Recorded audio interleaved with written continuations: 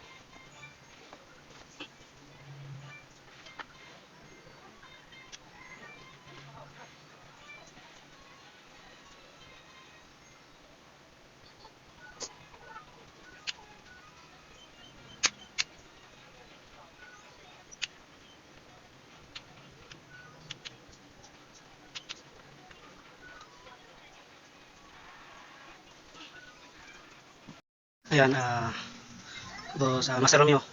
Inubos ko yung hangin niya kahapon para mai-test ko siya sa PCP pump. Ayan, nilagyan ko na siya ng adapter. Yan. Ngayon, ang dami ko ng kabobomba. Lumalabas na yung hangin. Yung hammer niya, iniangat ko na.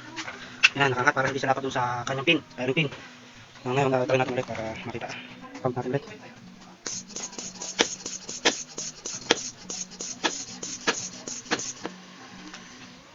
Ayan, hindi siya nagkakalda. Tuloy natin.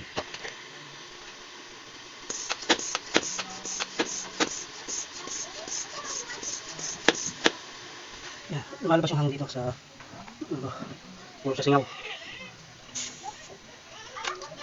Yan, puro singaw siya. Lumalabas siya dito. Lumalabas din siya dito. Hindi ko siya pwede makasi kasi banyo eh. Bagong order. Sana may warranty siya. Paano kaya ito? Baka pag pinadala ko, hindi naman karating pabalik yung kapalit. Patuloy naman na Master Romeo. Update. Sa wakas, okay na siya. Umarga na siya. Medyo konting singaw na lang. Pero hindi naramdam yung konting singaw niya. I-check ko kung saan magagaling yung singaw. Kasi, yan, bumababa pa yung kanyang yung kanyang reading, ano. I-check natin kung saan nagagaling yung singaw. Pinaklas natin para ma-check natin kung saan nagagaling yung konting singaw pa. Kung dito sa kanyang pin, makita mo hindi siya nakalagay ng konti, hindi siya nakalapat para makita natin kung talagang may singaw yan dyan. Ilulubog natin sa tubig. Kung saan pa nagagaling yung singaw na yan. Ayun.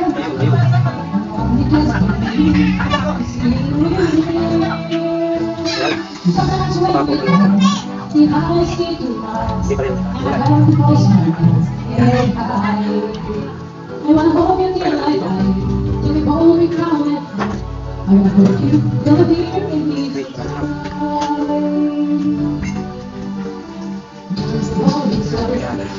Natin mga singaw. Sente ko kasi parang may defective. Hindi, nabalit na ba yung karga?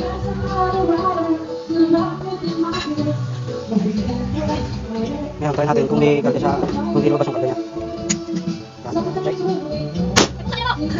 Okay, may karga siya. Lakas. Nag-check ako. Yan, nagulat. Okay siya, lakas karga.